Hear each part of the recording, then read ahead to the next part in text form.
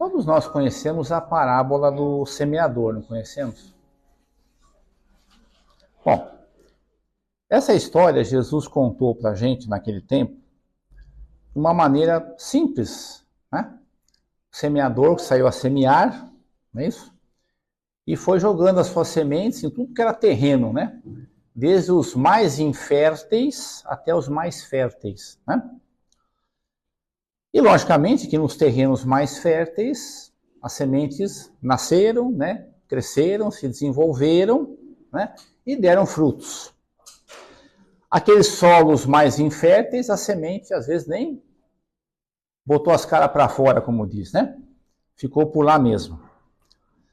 Na realidade, Jesus queria mostrar com isso o quê?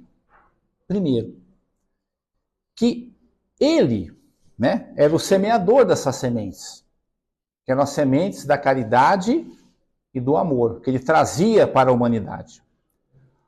Porém, né, os solos representam a humanidade, ou nós, né, as pessoas, como se diz. E que cada pessoa está num momento espiritual diferente. Então, interpreta Jesus de um modo diferente. Para alguns, né, não faz sentido. Para outros, é legal, bacana, mas não estou afim. Né? Para outros, fica aquele entusiasmo inicial. Na primeira decepção, cai fora. Né? Agora, aqueles que conseguem entender a essência espiritual de Jesus, começam a se preparar para levar frutos para o futuro. Né? Agora, por que isso? Porque o próprio mestre disse, né? Deus é perfeito. Porém, nós temos que ser perfeitos. E nessa caminhada de sermos perfeitos, que nós chamamos no Espiritismo de evolução, né, nós podemos imaginar, né, 8 bilhões de seres encarnados, como se diz, mais ou menos, na Terra, a diferença de um para outro, nesse entendimento do mestre. Né? Então, aí, cada um consegue dar os frutos ou não. Mas é o seu momento. Ora, e por que é isso? Quando o Pai Celestial nos cria, né, cria as criaturas, ele coloca tudo dele na criatura. Os que nós somos semelhantes a ele. O que ele colocou em nós? Livre-arbítrio, ou livre escolha. Né? Então, ele fez isso por quê? Porque como um pai amoroso, ele quer deixar o mérito das nossas ações, por exemplo, para nós. Que ele já é perfeito.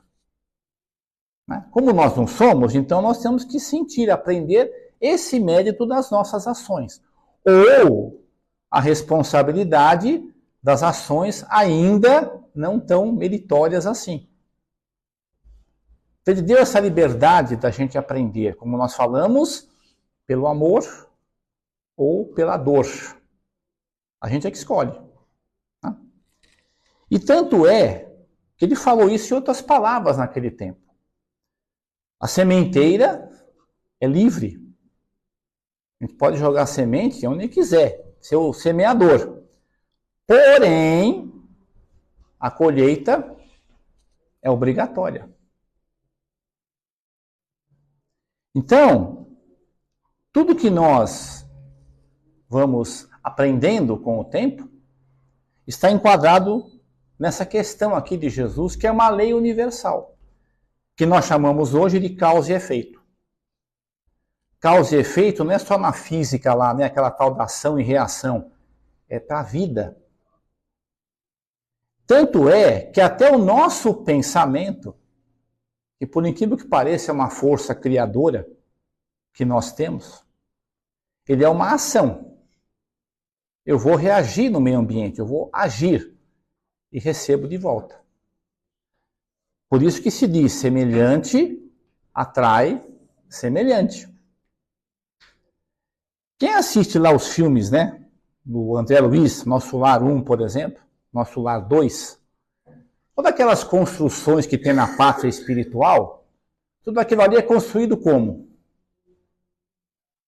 Com a mente, com o pensamento.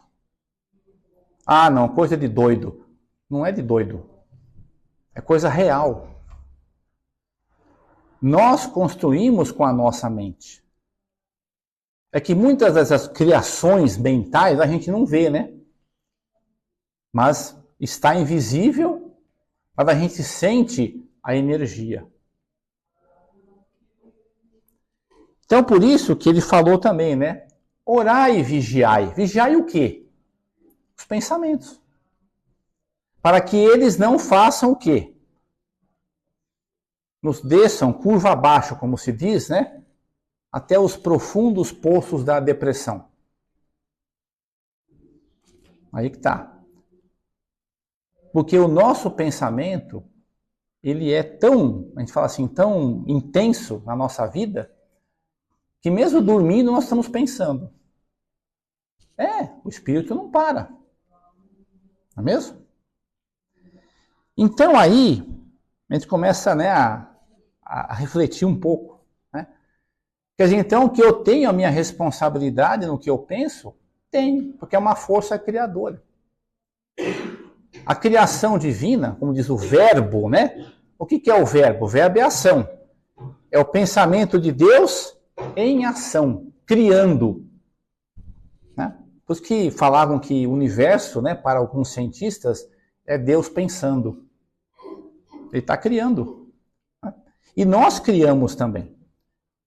Então, nós criamos para nós o que queremos. Porém, colheremos essa colheita, que é o retorno. Então, antes de tomarmos uma decisão, muitas vezes, é bom nós pensarmos, né? Será que eu vou aguentar o choque de retorno? Se eu acho que eu aguento o tranco, como se diz, então eu tomo a decisão. Se eu percebo que não estou legal, meu emocional está lá para baixo, segura um pouco a decisão. Pensar um pouco, me fortalecer um pouco mais, né? Refletir, para tomar a decisão. E, como nós falamos, tudo isso para que nós possamos ter, como dissemos, né, um mérito daquilo que fazemos. O mérito ou demérito, como se diz, é nosso. Agora, Deus, o nosso Pai, nos dá as ferramentas. Nos dá as condições de melhorarmos tudo isso. Mas temos que querer. Então, aquelas pessoas que querem realmente, já passam a ser como aqueles solos mais férteis, em que as sementes jogadas pelo semeador vão frutificar um dia. Aquelas que ainda, né, estão meio que fora do eixo, como diz, estão nem aí, né? Vai demorar um pouquinho para esse solo se tornar fértil, mas vai também. Porque todos nós estamos dentro da mesma lei, que é chamada lei do progresso, da evolução. Sede perfeitos como ele é perfeito. Então, o objetivo da nossa existência é esse. É a estrada. Não é o fim da estrada, mas é a estrada. Então, quem está pensando num fim de estrada e depois, me acomodo, é a estrada. A vida é uma estrada. E você estar na estrada já é uma felicidade. É que às vezes a gente tem umas metas aqui na vida material, né, como se diz, que lógico, são até razoáveis, né? Você atingir uma meta, né? As empresas às vezes têm metas e assim vai. Tranquilo, né? Mas espiritualmente, a meta é estar na estrada. Sempre aprendendo. Né? Por isso que a gente diz, né? Que sempre há o que aprender. Para a educação, não há um fim. Há um caminho sempre. Ah, mas eu já sei tudo. Sabe mesmo? Aí que tá, né? Então, essa parábola, né? Ela traz esse significado para nós. Lógico, cada um a seu tempo, né? Porque Jesus não estipulou tempo. Ah, tem que ser perfeito em X anos, em X séculos. Não falou nada. Ele já sabia de tudo isso. Ele sabia que é tão difícil esse processo, mas que ele veio aqui ensinar para a gente. Amai os vossos inimigos, né? Opa, peraí. Como assim amai os vossos inimigos? Para muitas pessoas, isso é ridículo. Como é que eu vou amar alguém que não me ama ou que me odeia? Impossível. Mas ele falou que é possível. E o maior exemplo que ele deixou para nós foi justamente no momento supremo da cruz, né? Pai, perdoai-os, eles não sabem o que fazem. Difícil? Lógico. Né? Mas na nossa vida, para a gente colher rosas, por exemplo, belas rosas, não tem lá os espinhos? A gente pode se machucar? Faz parte do caminho, faz parte da jornada. Então, por isso que nós falamos, é tentar aprender mais pelo amor do que pela dor. Então, é perseverança, persistência.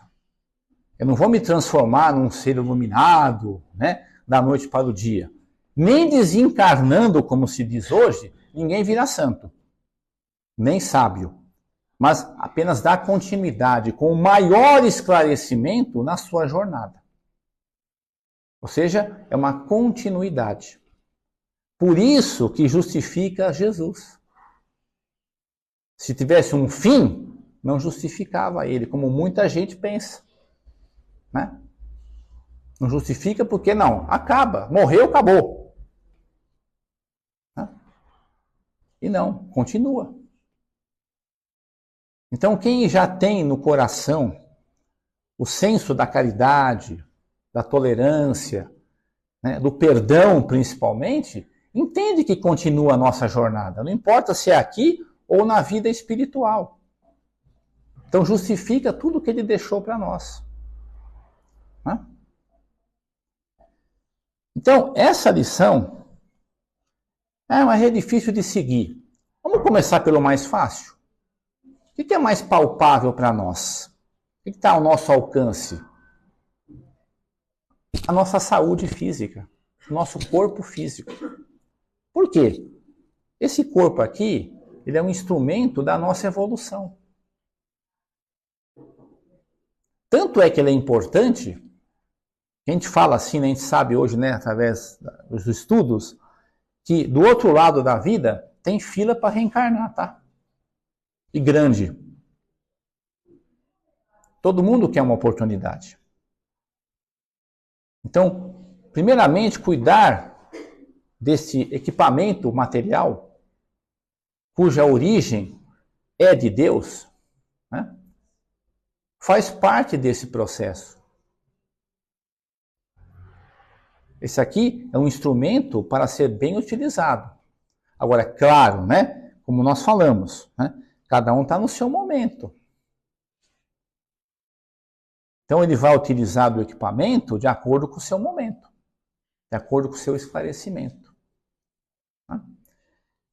Por isso que se diz, né? Mente sã em corpo são. Corpo doente, espírito doente. Corpo sadio, espírito sadio. E é interessante que está tudo na nossa vontade e nas nossas mãos.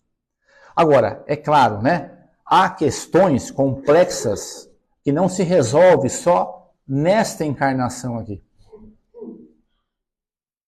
Vai ultrapassar essa encarnação e vem lá do passado, de outras vidas. Que é um processo, é uma continuidade.